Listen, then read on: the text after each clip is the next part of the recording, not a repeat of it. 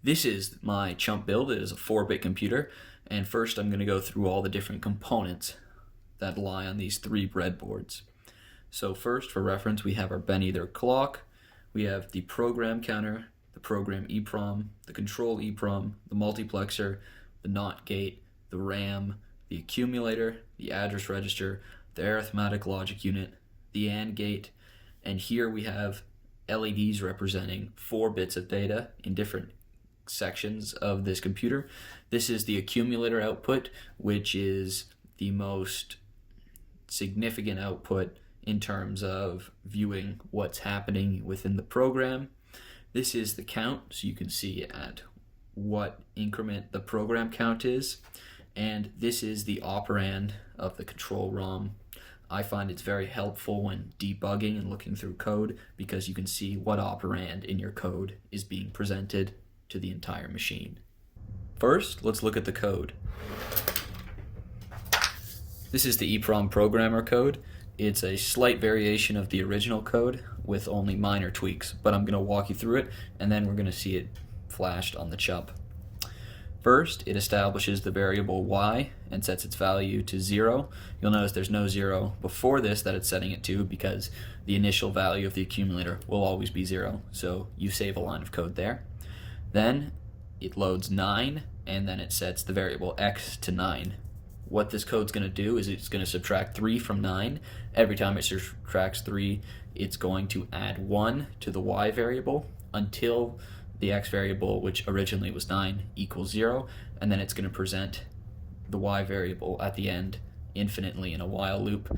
And what this is going to do is show the quotient of dividing 9 by 3, assuming that 9 perfectly divides by 3.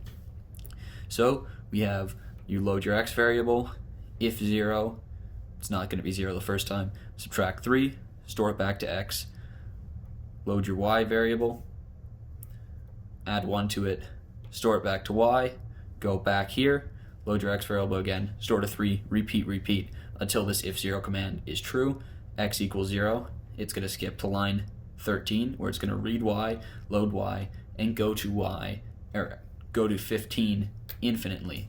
Since this line is 15, it will always produce y, and you'll see how many times 9 is divided by 3. Alright, now let's run through that code again, but I'll use the button and I can be more detailed about what's going on. So first, it's going to load 9 into the accumulator, set that to the value of x, then it's going to read x again. So you'll see 9 stay there. Now we're going to subtract 3 from 9. It's going to be 6. 6 is going to be stored back to x. And now we're going to go to the y value, add 1 to that because we subtracted 3 once. Go back to x, which is 6. Now it should become 3.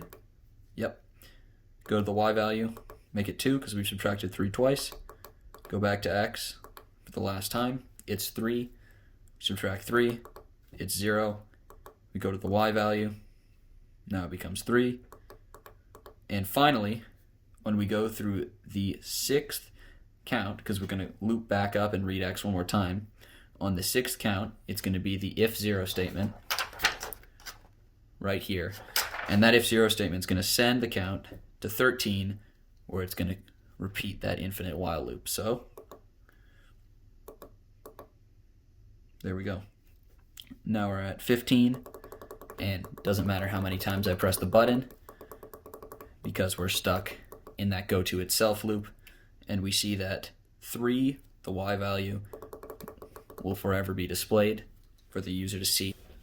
Here we have the Feinberg code running in the background, increasing the accumulator's value by 1 every count. A quick overview of the CHUMP. We have the program ROM right here. It sends half of its data to the multiplexer, which acts as the selector between the RAM's output and the program ROM constant. The program ROM also contains a command, which is inputted into the control ROM that contains larger instruction sets that represent the command. These large instruction sets can manipulate the entire CHUMP.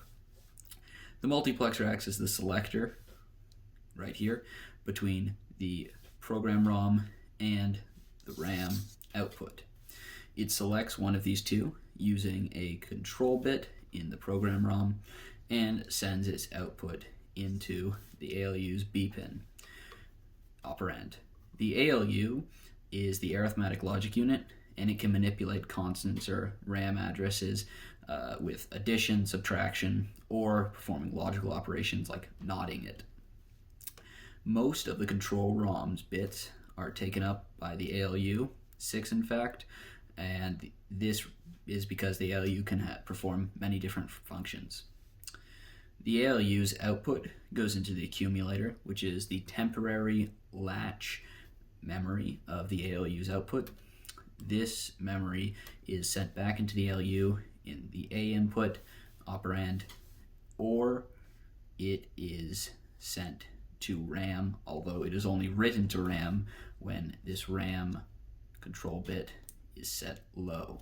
Speaking of this, this is the address register. It is connected to the output of the multiplexer, which also goes into the program counter. The address register is right here.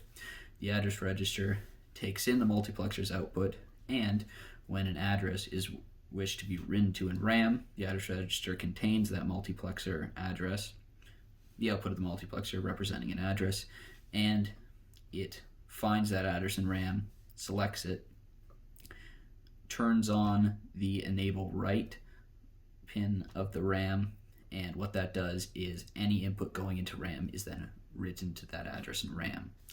Here you'll see some logic gates, an AND gate, and an AND gate, and while these are also used for the program counter, they are used for goto and if0 commands, which change the program count, skipping the count forward or backwards if you're running while loops or for loops.